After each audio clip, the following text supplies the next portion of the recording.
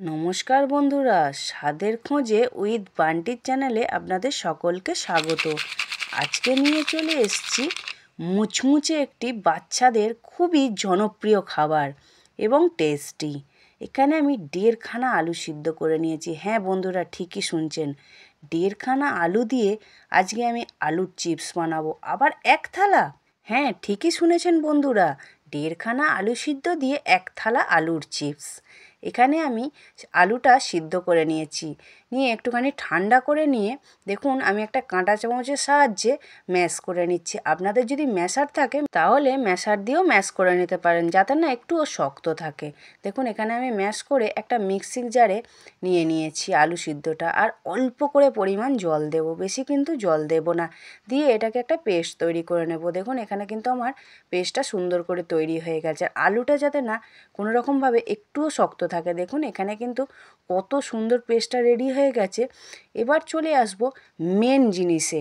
এখানে আমি নিয়ে চলে এলাম 1 কাপ চালের গুঁড়ো। চালের গুঁড়োটাকে ভালো করে চেলে নিলাম, একটুও কিন্তু দানা দানা থাকলে চলবে না। দিয়ে এর ওপর দিয়ে দেবো বড় চামচের 2 চামচ বা 2.5 চামচ কর্নফ্লাওয়ার। আমি এখানে 2 চামচের মতো কর্নফ্লাওয়ার দিয়ে দিলাম। দিয়ে এটাকে ভালো করে মিক্সড করব। এই উপকরণগুলো একসাথে সব মিক্সড করে নেব। দেখুন এইভাবে সুন্দর করে মিক্সড করে নিচ্ছি। আর যেসব নতুন বন্ধুরা ইউটিউব থেকে আমার চ্যানেলটি দেখছো, অবশ্যই ভালো লেগে থাকলে একটা লাইক করে চ্যানেলটাকে সাবস্ক্রাইব করে দেবে। আর এখানে আমি বেশ কিছুটা ময়দা দিয়ে দিচ্ছি। ময়দাটা কিন্তু একসাথে দেবো না, অল্প অল্প করে দিয়ে আস্তে আস্তে একটা ডো তৈরি করব। দেখুন এখানে কিন্তু আরেকটু লাগবে। দিয়ে আমি ভালো করে সুন্দর করে একটা ডো তৈরি করে নিয়েছি। ডোটা কিন্তু খুব নরমও হবে না, আবার খুব শক্ত হবে না। দেখতে পাচ্ছেন আমি আঙুল দিয়ে দেখিয়ে দিচ্ছি কতটা সুন্দর হয়েছে।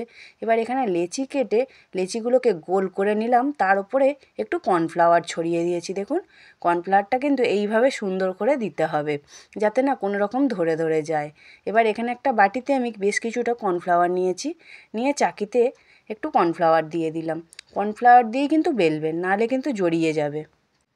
আর যেসব ফেসবুক থেকে আমার নতুন বন্ধুরা দেখছো, যদি আমার চ্যানেলের ভিডিওগুলো ভালো লেগে থাকে একটা লাইক করে চ্যানেলটাকে ফলো করে দেবেন। দেখুন এখানে কিন্তু আমার বেলাটা হয়ে গেছে, আর থিকনেসটা আমি কিন্তু দেখিয়ে দিয়েছি। বেশি মোটাও না, আবার বেশি পাতলাও না। এবার একটা কাঁটা চামচের সাহায্যে দেখুন আমি সুন্দরভাবে ছিদ্র করে নিয়েছি, যাতে না ফুলে ফুলে ওঠে। চিপস মানে চিপসের মতোই তো হবে না। এবার এখানে আমি একটা ছিপি নিয়েছি, আপনারা যেটা খুশি নিতে পারেন, অসুবিধা নেই। আমি এখানে একটা ছোটো সাইজের বোতলের ছিপি নিয়ে নিয়েছি। এবার এখানে গোল গোল করে আকারে আমি কেটে নিচ্ছি। আপনারা এটা ত্রিভুজও করতে পারেন, চৌকোও করতে পারেন, কিন্তু চিপস সেহেতু গোল গোলটাই বেটার লাগে।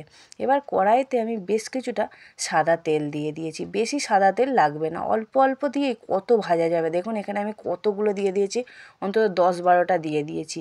আর গ্যাসের ফ্লেমটা কিন্তু একদম লো টু মিডিয়ামে রাখতে হবে, বেশি জোরে দেওয়া যাবে না।